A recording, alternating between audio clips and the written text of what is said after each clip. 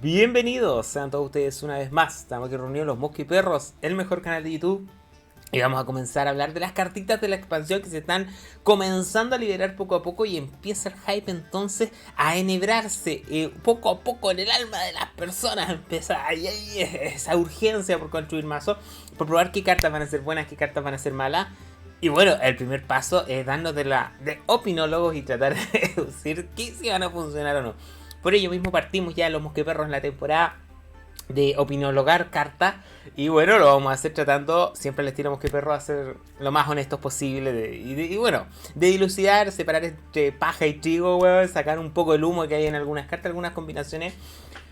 Y darles mi opinión. Recuerden que esto siempre es una opinión, pero voy a tratar de ser honesto, así que ojo ahí, yo sé, de repente Google va a decir, dislike. Bueno, dale nomás, compañero, así es la vida, así es la democracia, así que ya. Partamos entonces con la máxima Pim Pam Pum, legendaria de Cazador. 6 maná, siempre me ha dado un poquito de problema el tema de las cartas con mucho coste en Cazador. Porque Cazador, por identidad de clase, es una clase sin robo de cartas. Ya lo han dicho hasta el cansancio y lo han dado a demostrar en las expansiones consecutivas desde hace algún tiempo ya para Cazador. Entonces la consistencia de los mazos Cazador, o los mazos Cazador en particular más consistentes, suelen ser los que se centran en el early o se centran en el mid, pero jamás en el late, por un tema de que no hay consistencia en el robo de cartas. No te aseguras de que vas a llegar a las cartas finales de tu mazo en todas las partidas. Entonces, ¿qué tenemos? Mazos que se derivan con curvas que cierran en turno 6, a veces algunos que cierran en turno 5, dependiendo de qué tan agresivo es. Y ahí está lo más poderoso. Máxima Pim Pam Pum como carta de 6 maná es una carta que vendría entrando a cerrar la curva de los mazos más tempo, yo te diría, porque los agresivos lo pueden cerrar ante la curva. En ese sentido, es una habilidad que uno podría decir me interesa, tal vez el daño directo, puede servir como finisher, pero es súper inestable porque depende 100% de la construcción del mazo, la que tú hagas. Invocar un esbirro de tu mazo que ataque al héroe enemigo y muera. En el fondo, es decir, roba, juega y activa el estertor de un esbirro en tu mazo. Lo cual está bien. Mecánicas de filtrado para cazador siempre han venido bien. Un poco para solventar este tema de la falta de robo. Ahora, podríamos decir entonces que 4-4 en cuerpo valdrá unos 3,5 maná. Te quedan 2,5 maná. Por el hecho de robar una carta, jugarla y activar su estertor. Sí, es justa, pero nuevamente, ¿en qué clase de mazo pondrías esto? Si hablamos desde la perspectiva salvaje, que es lo que más yo juego. A ver, los cazadores más controleros, tal vez los más entretenidos, vendría siendo la versión Highlander, en el cual en ningún caso tú querrías usar máxima Pim Pam Pum, porque te tira un Zephyr y una 6 maná, 4-4, 3 daño al oponente no te sirve. O el Reno, o Bran, no te sirven. Entonces si tú ya esta carta tiene antisinergia con todo lo que vendría siendo Highlander. Y las versiones Highlander son las más poderosas que hay, o al menos las más poderosas que yo encuentro para cazador en Leiden salvaje. Entonces, máxima Pim Pam Pum no iría ahí, sería muy complicado. Tendrías que construir un mazo tipo Katrina, sí, un mazo Katrina de grandes bestias. Podría funcionar bien, pero aún así no todas las grandes bestias funcionarían. Porque por ejemplo te sale el Rey Crash. Sí, por 6 maná, 4-4 le pegáis un putazo de 8. Pero si te muere el Rey Crash y quedaste con un 4-4 en mesa, y eso es un caso puntual en que saques tal vez la mejor carta para hacer daño directo, casi como una piroexplosión.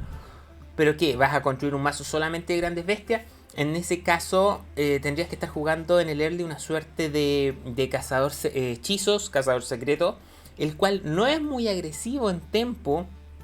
Suele tener sus giros en turno 5 con la esmeralda, o turno 5 o 6, creo que era turno 5. O los turnos cuando tú juegas a Zul'jin o cuando juegas al DK de Rexxar.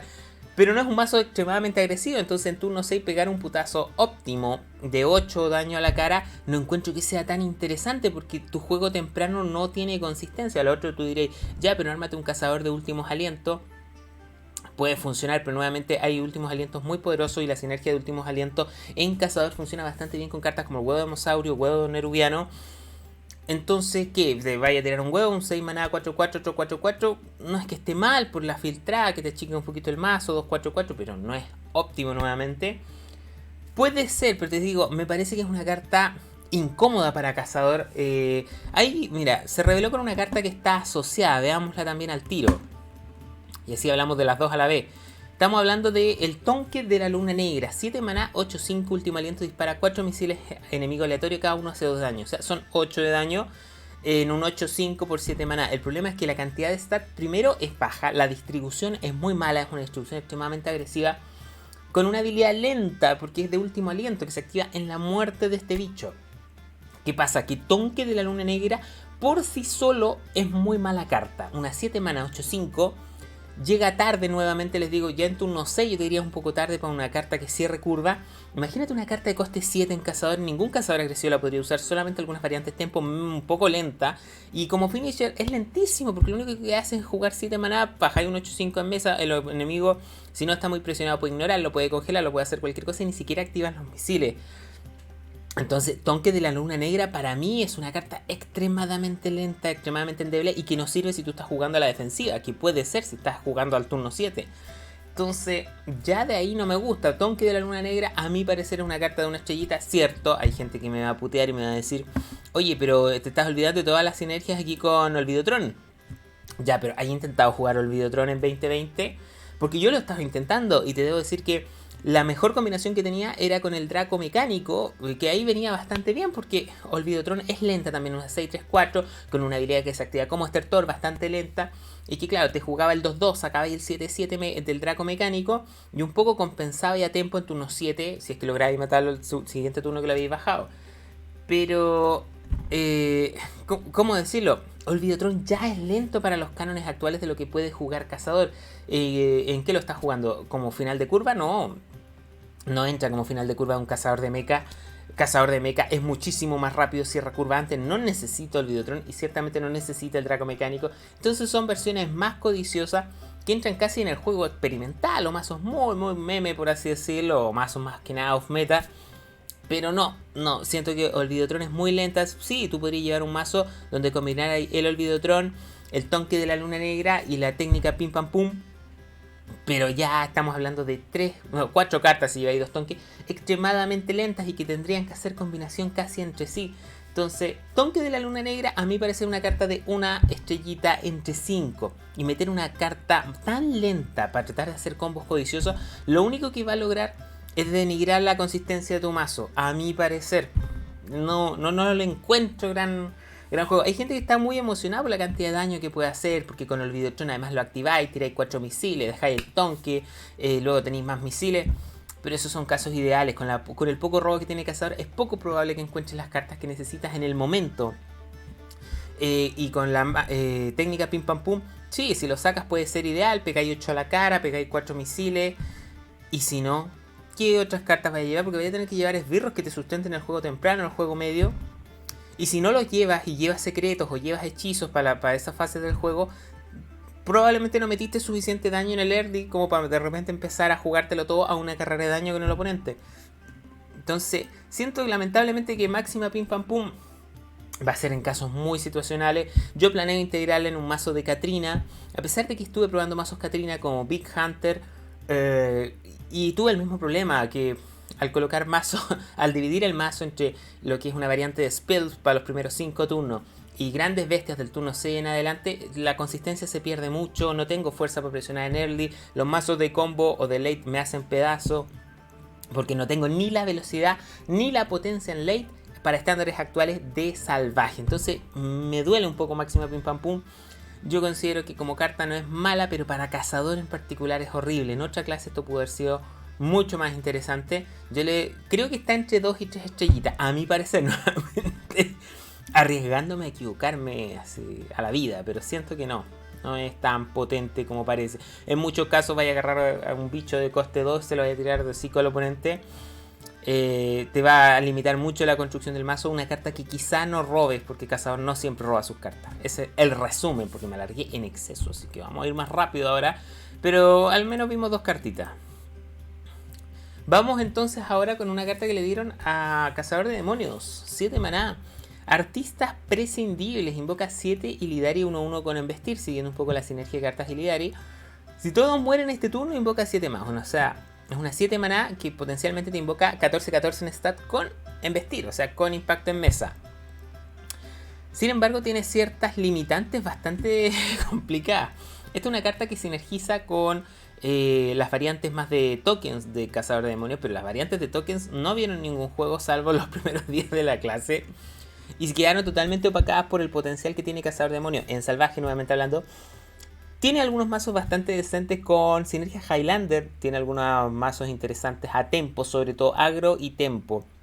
El impar de Demon Hunter está muy bien y el tempo de Demon Hunter de hecho está bastante bien, más orientado a fragmentos. Se han desaparecido un poco Salvaje, pero aún así tienen consistencia. Ahora, esto en agro no va, es muy lenta y no tiene no juega en carrera de daño esta carta. Entonces esta es una carta que va para mid o control de base. Ahora, si tú querías usarla para controlar y potencialmente sacar los 14 de daño, tenéis que tener mesa vacía, porque esta es una carta que decrece mucho. Si tenéis un esbirro que no, en tu lado que no podéis matar. Si llegáis a invocar solo 6, estáis pagando 7 maná por 6-6 en stat y con una distribución súper endeble. Y no vaya a poder invocar a los otros 7. Entonces tienes que tener mesa vacía. Tu oponente tiene que tener al menos suficiente stat para que mueran tus 7 Illidari, que no debiera ser muy difícil en turno 7. Y sobre todo si vas perdiendo. Pero entonces, claro, esta es una carta óptima si estás con mesa totalmente vacía y te sirve 14 de daño en mesa para equiparar la situación. Yo preferiría un fogonazo. Hablando de esta carta solamente como una suerte de área, ¿cachai? Preferiría un fogonazo, siento que tiene más impacto y más potencial, porque va a haber mesas a las cuales lamentablemente con un 14-14 en tokens no las vas a limpiar. Cuando te agarra de repente un mazo de Big Shaman, weón, te mete un Ragnaros, te mete un Alakir, te mete, weón, quién sabe, el otro bicho, el coloso de chatarra. Oye, el coloso de chatarra solo es un 14-14 para pasar encima de ese bicho, entonces no es una situación descabellada pensando en esta carta simplemente como un área, es un área muy débil. Ahora, ¿qué pasa? Es que claro, tiene la sinergia, algunos hablan, a ver, déjame mostrarle aquí al tiro.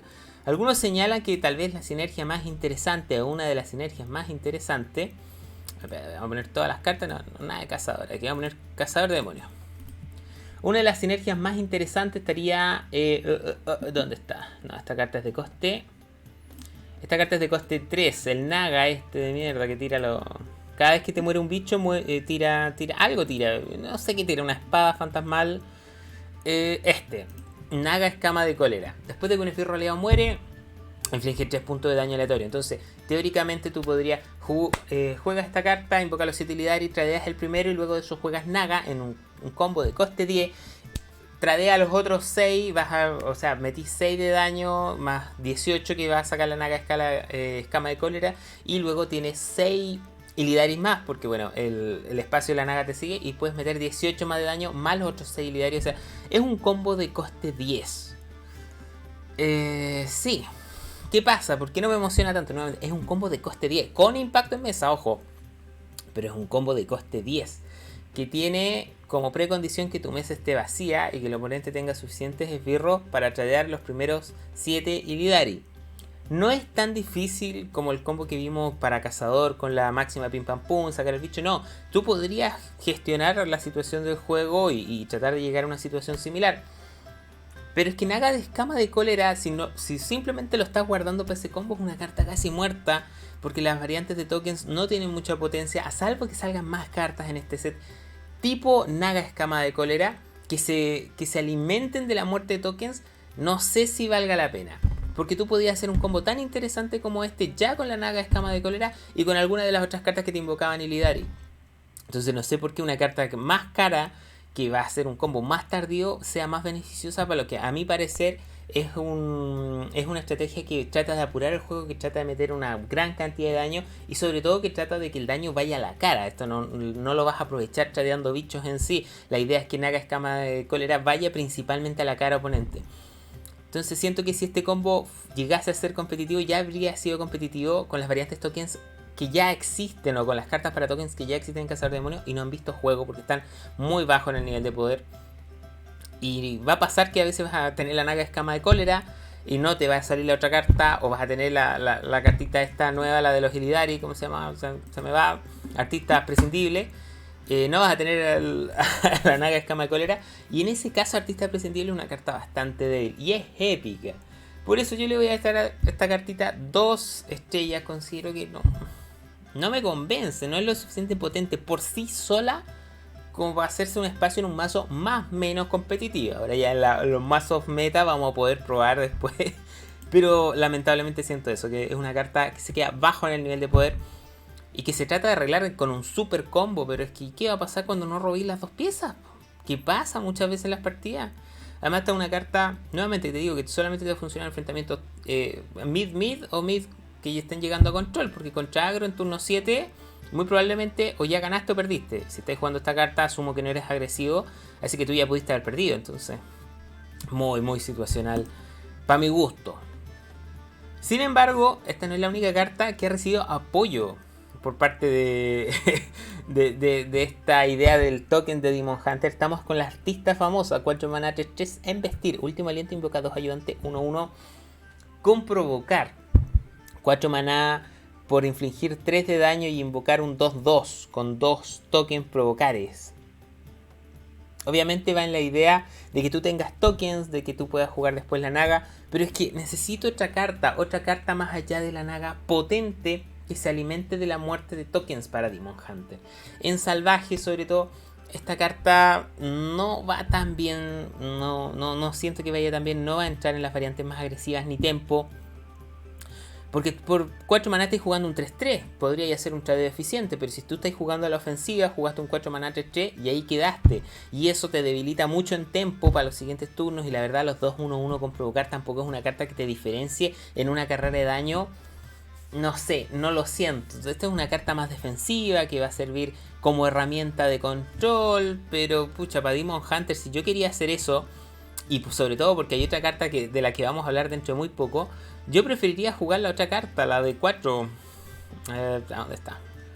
Preferiría jugar el belicoso lengua de ceniza, que va mejor tanto en mazos agresivos e inclusive lo podría, o sea, en mazos defensivos, inclusive lo podría jugar en mazos agresivos como una carta que te apuntala en turno 4. Y sobre todo, fuck. No, hablemos al tiro de cazador de demonios. Por la legendaria que le dieron, que es Il'gynoth. 4 maná, 2-6, robo de vida. Tu robo de vida inflige daño al héroe enemigo en lugar de sanarte a ti. Carta interesante, 4 maná, 2-6. Es una buena distribución de stat. O sea, es una buena cantidad de stats distribuidos de una forma muy defensiva. El hecho de robo de vida teóricamente iría bien como una carta defensiva, pero como ahora el robo de vida inflige daño al héroe enemigo, esta es una carta muy de carrera de daño. O sea, y esto le da muchísima más vida a cartas como se me fueron las cartas, tanta madre. A todas las cartas con robo de vida ahora, por ejemplo, hojas de guerra Aldrachi se vuelven muchísimo más agresivas, se vuelven mucho más peligrosas y ya se usaban en carrera de daño. Tenemos rajar alma, tenemos la de coste 2. La de coste 2 es la que estoy buscando. Tanta madre, ¿dónde está esta carta? Tanta madre. No, ahora costaba, ¿cuánto costaba la wea? Costaba 3. Aquí está, Haz Ocular. Haz Ocular, que sí se usaba en variantes tempo, ahora va a poder usarse de mucha mejor manera en mazos agresivos. Bueno, considerando que logres robar a Il'gynoth. Pero Il'gynoth es una carta súper interesante. Entonces por eso digo, yo en turno 4, en vez de meter aquí una artista famosa, yo preferiría meter al otro, al 3-5 con robo de vida, porque con Il'gynoth es potencialmente mucho más interesante y me activa las hojas de guerra Aldrachi. Ya no de una forma tan defensiva, sino más agresiva. Claro, va en coste par, no la voy a poder meter en el Demon Hunter impar, pero la variante tempo se alimenta harto bien de esto. Buena carta Il'gynoth, considero que va a ser interesante. 4 estrellitas, va a apuntalar las variantes tempo y les va a dar una agresividad a la que no habían tenido espacio hasta ahora y que no sé si inclusive sean necesarios para Demon Hunter, ojo. Porque Demon Hunter ya tenía formas de meterte daño bastante potente. Tenía esta carta, la de coste 5. Mira, agarro todos los costes menos el que necesito. ¿A dónde estás? ¿A dónde estás? La del fragmento, esta. Como lapidaria fragmentalma, que también te metía un putazo interesante. Entonces ahora, aparte de eso, apoyar con este daño extra, que lo que logres combinar de Il'gynoth.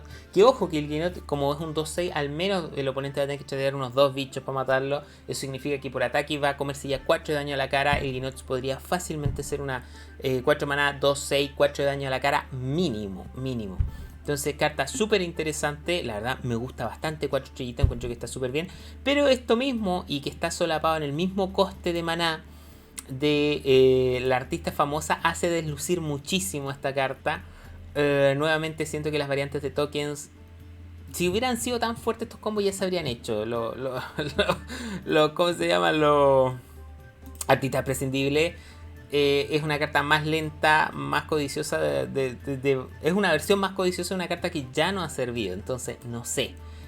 Artista famosa, 2 estrellitas, con suerte, creo yo. Y Ilgnot, harto más. 4 estrellitas. Vamos entonces, que nos quedan hartas y nos queda poco tiempo. Vamos a ir con... Bueno, vamos con Saqueador de los Premios. A ver si aquí la podemos hacer un poquito más corta. 1 maná 2-1, pícaro, combo, inflige 1 de daño a este firro por cada carta jugada este turno, aparte de esta. A ver. Esto va a facilitar algunos combos porque esta carta teóricamente ya existía. Esta carta es la de... Mira, se me olvidan los nombres ya. Hay muchas cartas en Salvaje, como para que las tenga memorizadas todas. 1000 perdones si esto baja el nivel del análisis de no tenerlo ahí. Pero no me los voy a memorizar, o sea, olvídense. No. De la saqueadora espectral, aquí está la comparación. Que combo inflige un daño equivalente al número de cartas que he jugado este turno sin incluir esta. La diferencia entre estas dos cartas es la cantidad de maná, que es una cantidad de maná enorme. Y que no puede ir a la cara, pero es que va bien, te podría servir como un removal situacional, tal vez, sí. Puede ser, o sea, aquí algunos mencionaban este combo de jugar a la legendaria ahora de 7 mana 4-4, esta que rota un esbirro. Un poco el combo que está haciendo Guerrero Control durante estos días, que se pone un montón de armadura, te baja la 1-4, esta que el daño que recibe lo pasa a tu héroe, y que se la dan al oponente, y tú jugáis el saqueador de premio, no sé, así un super combo, jugáis saqueador de premio, le metí el putazo al bicho, y matáis a tu oponente en un OTK un poco bastante codicioso. Sí, se podría hacer. Es como saqueador espectral. La diferencia es que saqueador espectral podía hacer el daño directo, pero por mucho más maná, que necesitabas hacer una combinación y una preparación antes en el mazo. Ahora tal vez no necesitas esa preparación, pero vas a necesitar preparar, darle el 1-4 al oponente para poder jugar el saqueador de los premios. Por si sola la carta, te digo, no está tan mal, pero no es una carta que tú vayas a jugar a tempo. Un 1 maná 2-1 no es una carta interesante para ti en estos momentos, y por eso jugarías Marinero de los Mares del Sur y la variante de Pirata. No sé, siento que no está mal, pero es de esas cartas que puede dar una sorpresa, que tú la ves y dices, quizás solapa con Marinero de Mares del Sur. Por sí sola no es muy interesante de jugar en turno 1, pero tiene potencial en turno 4, en turno 5 quizá. Te puede servir para tener un poquito de control de mesa. Esta carta me cuesta, yo voy a decir que es de 3 estrellas. Me cuesta arriesgarme con ella. Tiene potencial, es una de esas cartas que podría dar la vuelta, podría sorprender. Pero va a requerir harta más experimentación, que llegaría a decir, no, saqueador de premio, está la raja. Puede que sea una carta que pase al olvido muy rápidamente. Como puede ser una carta que realmente se gane su espacio en ciertos mazos. Así que ahí lo voy a dejar por ahora. La opción tibia. De la que no voy a dar la opción tibia es del Martillo de los Naru. Cartaza considero yo. 6 maná, 3-3, grito de batalla, invoca un elemental sagrado 6-6 con provocar. Una carta de 6 maná que te pone un cuerpo 6-6. Y aparte de eso son 9 daños divididos en 3 toques. Es harto. 6 maná por un 6-6 que infligir 9 daño. Es mucho, y más importante aún si consideramos que es un elemental y que podría funcionar bastante bien con el Ensot actual, que te revive de distintos tipos de firro. Entonces con esto tú ya podrías cumplir, oye, sabéis que me juego un Martillo de los Naru y tengo un elemental en el pool de resurrección de Ensot, y es un elemental con provocación, con impacto en mesa. Y aparte de eso te va a servir para pegarle algunos pings a uno que otro bicho, uno que otro podrás matar, o simplemente ir a la cara porque siguen siendo 9 de daño. Buena carta. Podría apuntalar más todavía a Paladín. Si bien Paladín, al menos en Salvaje, lo que yo estoy viendo más que nada son paladines impares. Poca variante, una que otra de Paladín tratados, pero ha perdido terreno al menos en las últimas semanas. Pero siento que Martillo de los Naru va súper bien. Así que yo le voy a dar a esta carta 4 estrellitas, si es que no 5. Porque bueno, nuevamente va a depender, como carta de turno 6, va a depender de que el mazo en el cual se incluya tenga consistencia en los turnos 1-5. Es necesario, todo mazo hoy en día, para sobrevivir más o menos competitivamente, tiene que tener un early que lo sostenga. Entonces una carta de turno 6 bastante buena, sí, pero ¿en qué mazo lo vas a poner? No entra dentro del mazo más potente que sería el Impar, tendrías que jugar Paladín Tratado. Puede ser, por eso te voy a dar 4 estrellitas y yo encuentro que está bien, súper buena carta. Y además está, mira la ilustración, pues bueno, está a la raja, así que... Ilgnot ya lo vimos, así que no, chao. Lanzamiento de anillos. La tortuguita que bueno, tiene la versión aquí corrupta. 4 maná, descubre un secreto y lo lanza. Y si está corrupta esta carta, es decir, si jugaste una carta de coste 5 o más mientras esta carta está en tu mano, vas a tener el efecto 2 veces, descubrir 2 secretos y lanzarlo los 2. A ver, no es tan terrible como parece. Hay gente que la vio y dijo, está ahí nomás la carta. A ver, Mago tenía una carta medianamente parecida y que sí vio juego, se la muestro al tiro. Esta costaba 4, eso sí me acuerdo. Creo. Ahí sí. 4. Bueno, saqué cualquier coste menos el 4, ¿cierto? Sí. Ahí sí. 4. ¿Dónde estás? Aquí. La forja llaves arcana. Devela un secreto y lo coloca en el campo de batalla. Por 4 maná era un 2-2. Que venía bien, de hecho tenía algunas sinergias con gritos de batalla.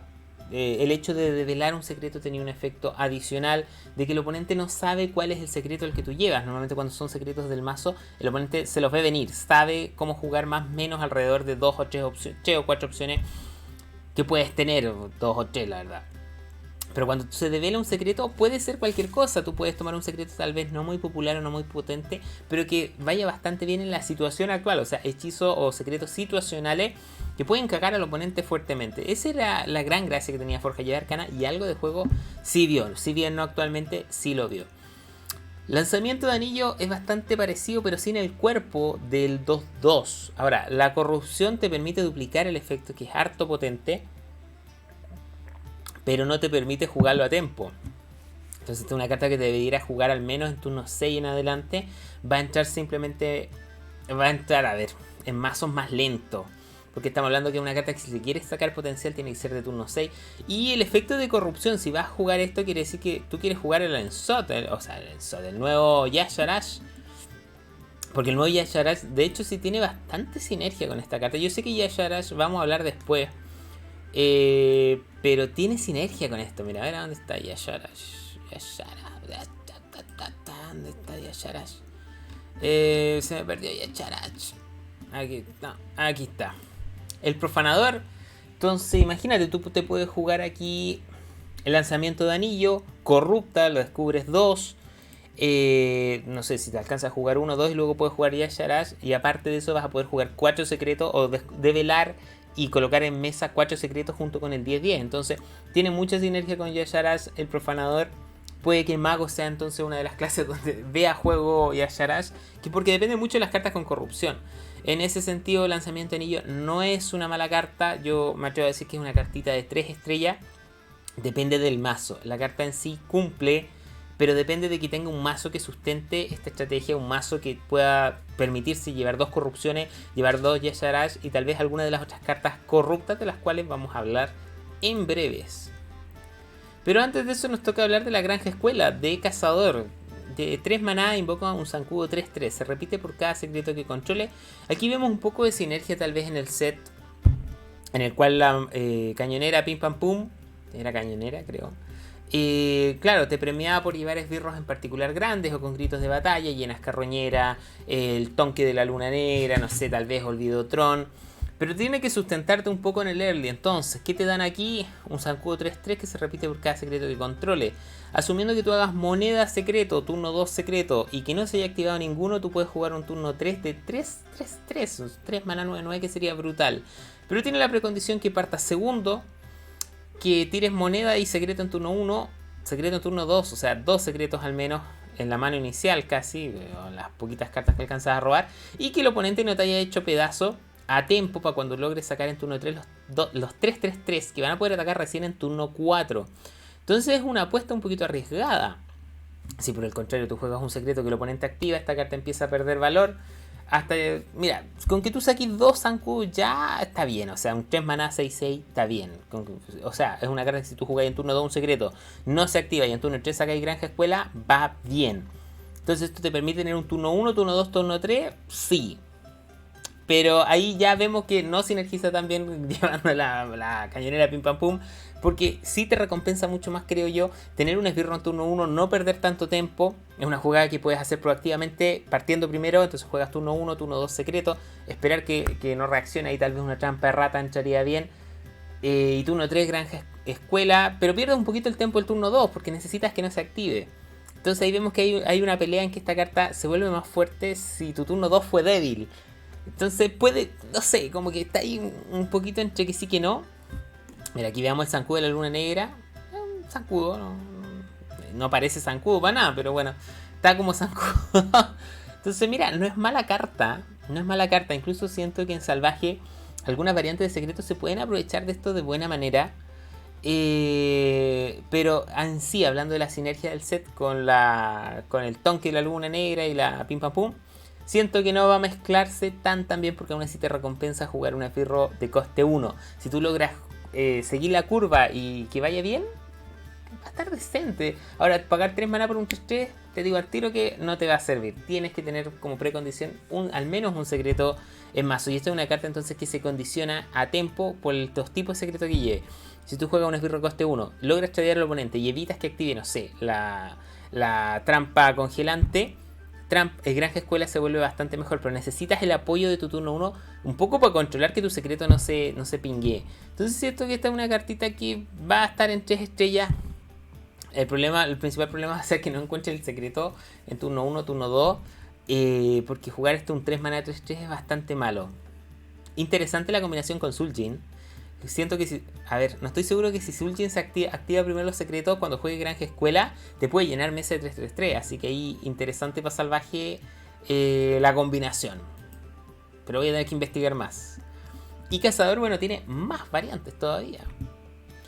Estamos hablando de 2 maná, no alimentar a los animales. Otorga 1+1 a todas las bestias de tu mano, corrupción, le otorga +2/+2. Me duele un poquito esto porque con Yasharash, esta carta de corrupción, la verdad, no me interesa mucho. Le da bufo a algunas cartas. Sí, o sea, tendría que pegarle al menos a 2 bestias. No, pegarle a 2 bestias sería malo. O sea, un 2 maná +2/+2. Tan lento no te serviría. Un efecto de jambufeo que no habíamos visto hace tiempo en Cazador. Jambufeo está desde las mafias de Kazakhstan y la verdad no ha pegado demasiado en Cazador. Te diría que ha pegado más en Paladín y que ha pegado un poquito... Bueno, no, la verdad en Guerrero tampoco ha pegado tanto. Pero Cazador no ha sido la más fuerte. Entonces, una mecánica de jambufeo, no sé, siento que es una carta que está ahí. Pero no veo bien por qué la usaría. Porque pierdes mucho tiempo. O sea, si tú la jugáis en un mazo más o menos agresivo de bestia, juegas tu turno 1, turno 2, le metes +1/+1 y pierdes el tempo del turno 2 para empezar a recuperarlo en turno 3-4 cuando ya has jugado al menos 2 bestias. Lenta, ahora la corrupción quiere decir que esta carta tendría que jugarse en turno 4 en adelante. Cazador es una carta que empieza a perder, que pierde mano muy rápido, no es una clase que fácilmente acumule muchos esbirros, al menos en las variantes más sólidas. Entonces vaya a tener pocos esbirros, pocas bestias, no sé, la verdad no me gusta no alimentar a los animales. Siento que nuevamente choca con el espíritu de la clase. Paladín no tiene ningún problema para juntar tokens en su mano y aprovechar los jambufeos, pero Cazador no tiene esa facilidad. Entonces una carta que no te sirve a tiempo. La versión de corrupción funciona si es que esta carta la juegas tardía. No me gusta. Yo le voy a dar una estrellita, sobre todo porque es épica, así que es medianamente cara. Tal vez haya una combinación loca ahí, pero yo no la veo. Y creo que esta es la última, al menos por el día de hoy, que era Granuja Aparecido de Brujo 3-3-3. Grito de batalla, destruye un cristal de maná de ambos jugadores. Interesantísima porque es una de las pocas cartas, tal vez junto con la 6 maná 5-5. No me acuerdo, bueno, la trola esa que logra setear los cristales de maná 5, logra generar ruptura de maná para el oponente. Granuja Aparecido hace eso en una escala bastante menor, pero por menos maná. No va mal, o sea, siento que en ciertas variantes de So puede ser interesante retrasar el maná del oponente y lo alejas más de ciertas áreas. Por ejemplo, cuando tú estás contra sacerdote, normalmente tienes miedo de la histeria en turno 5 porque la histeria te hace pedazo en la mesa y todo el tiempo que hayas logrado construir hasta ese punto Entonces si tú juegas un turno 1 interesante, turno 2 interesante, metes granuja parecido, que es un 3-3, normalmente no va tan bien, pero aleja un turno más las áreas del oponente, que normalmente son áreas de turno 4, áreas de turno 5, las más potentes, la camorra. Entonces la alejas un turno más, en el fondo es como que ganas un turno para seguir atacando con tus bichos. Puede ir bastante bien, ahora no va a servir como gran disrupción en enfrentamientos control contra control. Siento que ahí no va a pegar demasiado. Pero sobre todo si tú eres agro, si tú eres tempo y quieres mantener el juego dentro de los primeros turnos antes que tu oponente acceda a sus cartas más potentes, granuja parecido no es una mala opción. En salvaje, imagínate Subran en turno 3, no sé, podría ser alguna combinación, no va a calzar el maná perfecto. Turno 4 granuja parecido y vuelves a setear el maná a 2 maná, sí, porque vas a estar en 4, vuelves a setearlo a 2 maná. 3 para el oponente, dependiendo si salió primero o segundo, y lo alejas un montón. Entonces luego 8 granuja apareció y mantenís el juego constantemente en el poco maná, donde el oponente puede que no tenga cartas casi, puede que su mazo tenga una curva mucho más codiciosa. Me parece interesante, yo le voy a dar 4 estrellitas. Granuja aparecido, sobre todo en variante So. Ahora, ¿será brujo So? No sé, pero te puedo decir que el brujo de descarte sí podría jugar perfectamente granuja parecido, porque no juega con demasiado maná. No necesita el diablillo de Malchesar, te lo tira en turno 1. Luego te puedes jugar una mercadera pestosa, sacar la mano de Gul'dan y luego empezáis a jugar granuja parecido, mantenéis el maná bajo y seguís jugando con mecánicas de descarte que no necesitan gran maná. Puede ser, puede que lo descartéis también, pero siento que va bien. Siento que es una carta interesante de jugar en ese sentido. ¡Ay, me quedaba una! Se me había olvidado. Crecimiento espantoso, una carta de corrupción neutral 2-2-2. Obtiene +1/+1, pero el efecto de corrupción puede seguir infinitamente. Es decir, si tú juegas una carta que coste 3, gana +1/+1. Una carta que coste 4, gana +1/+1. Ahora, ¿en qué punto esta carta es buena? Yo te podría decir, una 2 mana 3-3 ya va bien. O sea, con un efecto de corrupción va bien. Pero eso significa que esta es una carta que tienes que jugar en turno 4 en adelante. ¿Qué va a pasar? Siento que no es mala teóricamente, pero que no va a encontrar lugar en ciertos mazos. Va a pasar un poco con la sombra de Naxxramas, que por 3 maná tú juegas un 2-2 sigilo, que empieza a crecer en mesa. Y la idea es que si tú lo dejas pasar, no sé, 5 turnos, después podéis pegar un putazo al oponente interesante. Y en el fondo por 3 maná sacaste una buena cantidad de stats. ¿Qué pasa en la práctica con la sombra de Naxxramas? Es que es muy lenta. Tú juegas un 3 maná, no haces nada, y lo dejas ahí guardando, esperando hasta que valga la pena, pero ¿cuánto puede ser? 4 turnos, 5 turnos. Es decir, el juego se puede haber decidido antes que Sombra de Naxxramas realmente crezca. Crecimiento espantoso, siento que le pasa algo similar. Se parece también a esta carta de brujo, que cada vez que se descarta gana +2/+2. Y esta bestia cuesta 2 maná 2-2 y cada vez que se descarta gana 2-2. Pero la gran gracia de esa carta, más que jugarla en sí, es tenerla permanentemente en la mano, cosa que siempre tengas algo que descartar. Crecimiento espantoso significa que tienes que tener bloqueado uno de tus robos permanentemente durante varios turnos antes de que lo puedas jugar, y muchas veces lo vas a querer jugar, no sé, en turno 5, 6, como una 2 maná, no sé, una 2 maná, ponte 6-6, una 2 maná 5-5 quizá, pero no sé si sea tan significativo en ese punto. Podrías jugar súper codicioso y tirarlo al final como una 2 maná 12-12, pero aún así si ya llega hasta late, el oponente tiene cartas para remover bichos grandes, ha llegado a ese coste maná. Entonces crecimiento espantoso está bien, pero no va a funcionar tan bien en mazos agresivos, porque la corrupción requiere que tú estés jugando cartas de coste 3 o más. Los mazos agresivos llevan muchas cartas de coste 1, muchas cartas de coste 2, dependiendo si es impar. En ese caso crecimiento espantoso no va a crecer tan rápido, y para cuando llegue no sé si sea la mejor carta de late que quiera jugar, o de cierre de curva más que de late. Entonces no es una mala carta, pero siento que es esas cartas que no sé, que cuesta encontrar un lugar. Entonces no está mal, pero preferiría una carta con un impacto más rápido. Además de un pésimo top deck. Pésimo top deck, es una carta que tiene que quedarte en tu mano atorada desde el principio, y tienes que ser capaz de sobrevivir y jugarla. Y aún así no se va a hacer definitoria, va a ser una 2 maná, harto stat, pero ya hay combinaciones potentes más adelante que pueden, no sé, desvalorizar tal vez el trabajo que hiciste con crecimiento espantoso. Entonces sí, con Yasharash aparte te va a dar una copia que va a costar 0, no te va a interesar jugarla por 0, porque va a ser una 2 mana 2-2, así que no tiene gran sinergia con Yasharash. No sé, yo la veo con una cartita de 2 estrellas, si es que ahí el pasalacua de la wea. Y hasta aquí llegamos por el día de hoy, compañeros. Hablamos de varias cartitas, bueno, hablamos de 2 en particular. Yo siempre me tiendo a alargar.